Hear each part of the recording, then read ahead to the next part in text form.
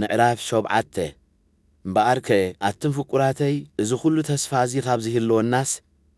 ካብቲ ስጋን መንፈስን ዘይርክስ ዘበለ ኩሉ ርእስና ነንጽህ ንኣምላኽና ፈርሃና ኸኣ ብቅድስና ፍጹማት ንኹን ልብኹም ኣግፊሕኩም ክፈቱልና ንሕና ንሓደ እኳ ኣይዓመፅናን ንሓደ እኳ ኣይጎዳእናን ንሓደ እኳ ኣይተበለጽናሉን እዚ ዝብለኩም ዘለኹ ክወቕሰኩም ኢለ ኣይኮንኩን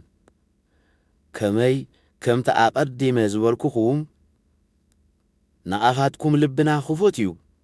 ብህይወት እንተሎና ወይ እንተሞትና ኩሉ ሳዕ መሳኻትኩም ኢና ኣባኻትኩም ብዙሕ እምነት ኣሎኒ ብኣኻትኩም ከኣ ኣዝየ እየ ዝሕበን ተጸናኒዐ ኣለኹ ብዙሕ ፀበባ እኳ እንተሎና ሓጐሰይ ወሰን የብሉን ኣብ መቄዶንያ ምስ በጻሕና ድማ ብኩሉ ጨነቐና እምበር ዕረፍቲ እኳ ኣይረኸብናን ኣብ ወጻኢ ውግእ ኣብ ውሽጢ እውን ፍርሃት ነበረና እቲ ሕሊናኦም ንዝዓረቦም ዘየጸናንዕ ኣምላኽ ግና ብምምጻእ ቲቶ ገይሩ ኣጸናንዓና ግናኸ በቲ ንሱ ሃባኻትኩም ዝረኸቦ ምጽንናዕ ደኣ እምበር ድምምጽኡ ጥራይ ኣይኮነን ናተይ ናፍቖት ከም ዘለኩም ከም እተጣዓስኩም ብኣይ እውን ኣዚኹም ከም እትግደሱ ምስ ኣዘንተወለይ ኣዝየ ተሓጐስኩ ብመልእኽተይ ኣቡየኩም እንትኾንኩ እኳ ኣየጣዕሰንን እዩ ቅድም ግና ንግዚኡ እኳ እንተኾነ ከም ዘቡየኹኹም ስለ ዝፈለጥኩ ኣጣዒሱኒ ነይሩ ሕጂ ግና ስለ ዘቡየኹኹም ዘይኮነስ ብምኽንያትና ገለ ጉድኣት ስለ ዘይበጽሐኩምን ከም ፍቓድ ኣምላኽ ንንስሓ ስለ ዝቡየኹምን እሕጐስ ኣለኹ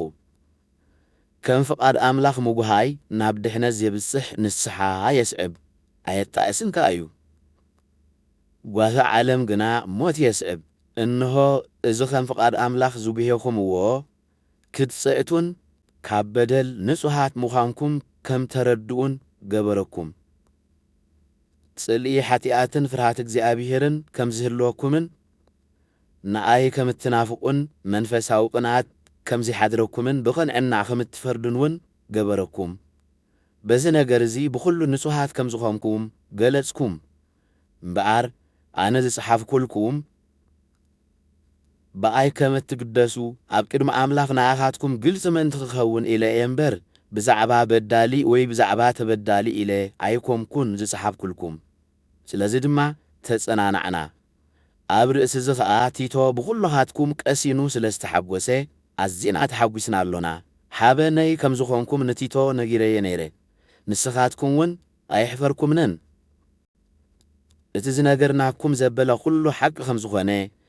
ከምኡውን እቲ ሓበና ኣብ ቲቶ ሓቂ ኮይኑ ተረኺቡ እዩ ከም ዝተኣዘዝኩምዎን ብፍርሃትን ብርዓድን ከመይ ጌርኩም ከም ዝተቐበልኩምዎን እናዘከረ ኣባኻትኩም ዘለዎ ፍቕሪ እምብዛ ዓብዪ እዩ ኣባኻትኩም ፍጹም እምንቶ ስለ ዘሎኒ ሕጉስ እየ